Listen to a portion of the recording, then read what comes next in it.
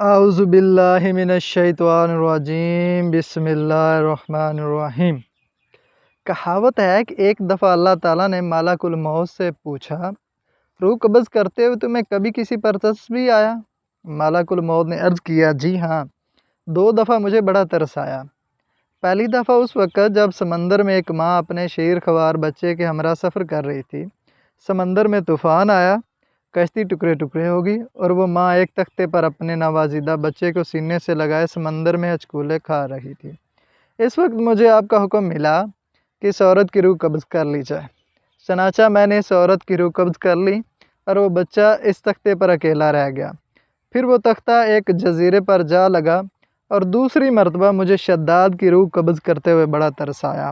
وہ تیرا دشمن تھا، مگر اس نے بڑی محنت سے جنت تعمیر کرائی تھی اور تو نے اسے دیکھنے کا موقع تک نہ دیا۔ اللہ تعالیٰ نے فرمایا، اے ملک الموت، تو نے دونوں مرتبہ ایک ہی شخص پر ترس کھایا تھا۔ تختے پر جس بچے کو تو نے دیکھا تھا، ہم نے اس کی پرورش کی، اسے عزت دی، اسے اقتدار دیا اور وہ بدبخت ہمارا ہی منکر بن بیٹھا اور ہماری جنت کے مقابلے میں اپنی جنت تیار کرنے لگا۔ در حقیقت شداد ہی وہ شیر خوار بچہ تھا جس کی ماں کی روح تو نے قبض کی تھی۔ خدا کے انکار کا یہ نتیجہ تو دنیا میں ہے اور آخرت کا عذاب اس سے کہیں زیادہ ہے۔ اس قوم کے تذکرے کو کہانی سمجھا جاتا تھا، مگر اسی صدی میں اس شہر کے آثار برآمد ہوئے ہیں جو الربع الخالی کے اس حصے میں ہے جو آج کل عمان میں شامل ہے۔ اس کے آثار 1984 میں خلائی شٹل چیلنجر کی مدد سے دریافت کیے گئے۔ یہ شہر 300 سال قبل مسیح سے لے کر پہلی صدی عیسوی تک اونٹوں کے اس کاروانی رستے پر آباد تھا جہاں سے ہند، عرب اور یورپ تک تجارت کی جاتی تھی اور یہ اپنے زمانے کا ایک تجارتی مرکز تھا۔ روایت ہے کہ یہ شہر ایک عظیم طوفان سے تباہ ہوا۔ اسے 1000 ستونوں کا شہر کہا جاتا ہے۔ اس ارم نام لیا جاتا ہے شداد کی جنت کا، وہ جنت جس کا ذکر قرآن کی اس آیت میں ہے، ارم ذات العماد۔ ارم کے ستونوں والے ان لوگوں کا تعلق قوم عاد سے تھا اور وہ ارم نام کی بستی کے رہنے والے تھے۔ وہ بستی بڑے بڑے ستونوں والی تھی۔ عماد جمع ہے عمد کی اور عمد کے معنی ستون کے ہیں۔ عاد کے نام سے 2 قومیں گزری ہیں، ایک کو عاد قدیمہ یا عاد ارم کہتے ہیں۔ یہ عاد بن اوس بن ارم بن سام بن نوح کی اولاد میں سے تھے۔ ان کے دادا کی طرف منسوب کر کے ان کو عاد ارم بھی کہا جاتا ہے۔ اپنے شہر کا نام بھی انہوں نے اپنے دادا کے نام پر رکھا تھا۔ ان کا وطن عدن سے منسل تھا۔ ان کی طرف حضرت ہود علیہ السلام مبعوث کیے گئے تھے، لیکن قوم عاد کی بدعمالیوں کے سبب جب انہیں تباہ کر دیا گیا تو حضرت ہود حضر موت کی طرف مراجعت کر گئے۔ ان کی رہائش اکاف کے علاقے میں تھے۔ حضرت ہود کی وفات یہیں پر ہوئی۔ اکاف میں بسنے والی اس قوم نے بہت ترقی کی۔ یہ لوگ طاقت و قوت کے بل بوتے پر پورے یمن پر قابض ہو گئے۔ 2 بادشاہ خاص طور ان میں بہت جاؤ جلال والے ہوئے۔ وہ دونوں بھائی تھے، ایک کا نام شدید تھا جو بڑا تھا اور دوسرے کا نام شداد تھا جو اس کے بعد تخت نشین ہوا۔ یہ دونوں وسیع علاقے پر قابض ہو گئے اور بے شمار لشکر و خزانے انہوں نے جمع کر لیے تھے۔ شداد کے بارے میں مختلف روایات ہیں۔ ایک تو یہ کہ اس کی ماں جس جہاد میں سوار تھی وہ طوفان میں ڈوب گیا تھا اور یہ لکڑی کے تختے پر تیرتا ہوا کنارے جا لگا، جہاں ایک مہتر نے اس کو پال پوس کر بڑا کیا۔ یہ اتنا مالدار کیسے بنا، یہ ایک الگ کہانی ہے۔ دوسری روایات یہ ہے کہ عاد کا بیٹا تھا یہ۔ عاد کے 2 بیٹے تھے، شدید اور شداد۔ حضرت ہود قوم میں عاد پر ہی مبعوث ہوئے تھے۔ شداد نے اپنے بھائی شدید کے بعد سلطنت کی رونق و کمال کو روئی تک پہنچایا۔ دنیا کے کئی بادشاہ اس کے باج گزار تھے۔ اس دور میں کئی بادشاہ میں اتنی ضرورت طاقت نہیں تھی کہ اس کا مقابلہ کر سکیں۔ اس تسلط اور غلبہ نے اس کو اتنا مغرور و متکبر کر دیا کہ اس نے خدائی کا دعویٰ کر دیا۔ اس وقت کے علماء و مصلحین نے جو سابقہ انبیاء کے علوم کے وارث تھے اسے سمجھایا اور اللہ کے عذاب سے ڈرایا تو کہنے لگا، جو حکومت و دولت اور عزت اس کو اب حاصل ہے، اس سے زیادہ اللہ تعالیٰ کی عبادت کرنے سے کیا حاصل ہوگا؟ جو کوئی کسی کی خدمت و اطاعت کرتا ہے یا تو عزت و منصب کی ترقی کے لیے کرتا ہے یا دولت کے لیے کرتا ہے، مجھے تو یہ سب کچھ حاصل ہے، مجھے کیا ضرورت ہے کہ میں کسی کی عبادت کروں؟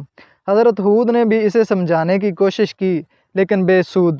سمجھانے والوں نے یہ بھی کہا کہ یہ حکومت و دولت ایک فانی چیز ہے، جبکہ اللہ کی اطاعت میں اخروی نجات اور جنت کا حصول ہے، جو دنیا کی ہر دولت سے بہتر اور زیادہ قیمتی ہے۔ اس نے پوچھا، یہ جنت کیسی ہوتی ہے؟ اس کی تعریف اور خوبی بتاؤ۔ نصیحت کرنے والوں نے جنت کے وہ صفات جو انبیاء کرام کی تعلیمات کے ذریعے ان کو معلوم ہوئی تھی اس کے سامنے بیان کی، تو اس نے کہا، مجھے اس جنت کی ضرورت نہیں، ایسی جنت تو میں خود دنیا میں ہی بنا سکتا ہوں۔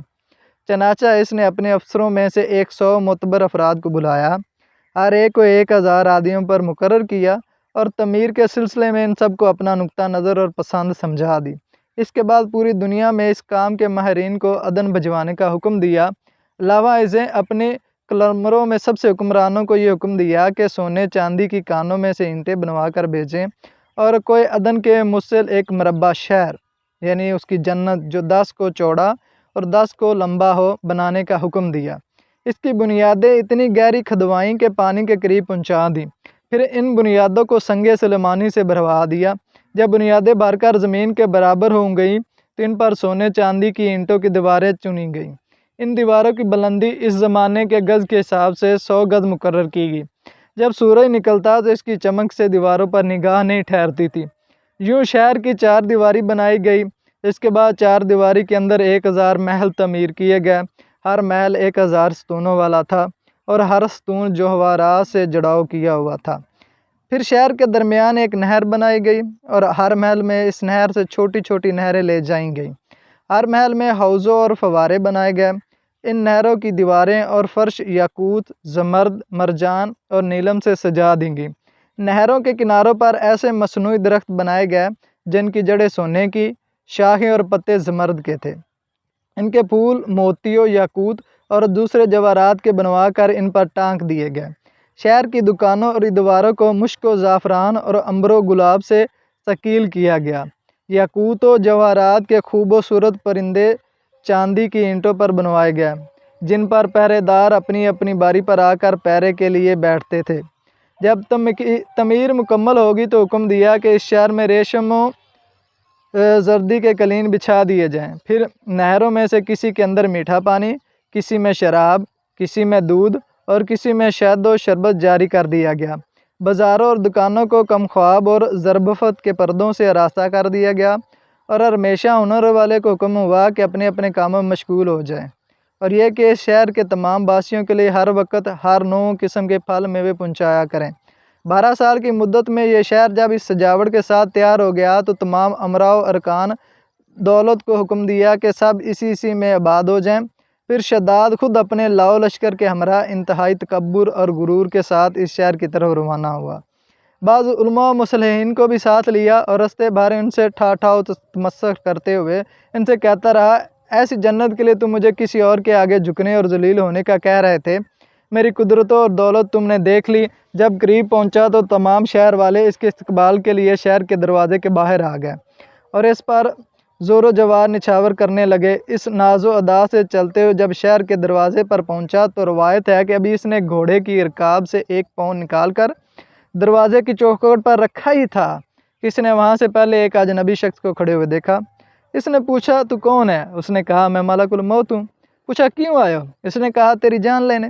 شداد نے کہا، مجھ کو اتنی مہلت دے دے کہ میں اپنی بنائی ہوئی جنت کو دیکھ لوں۔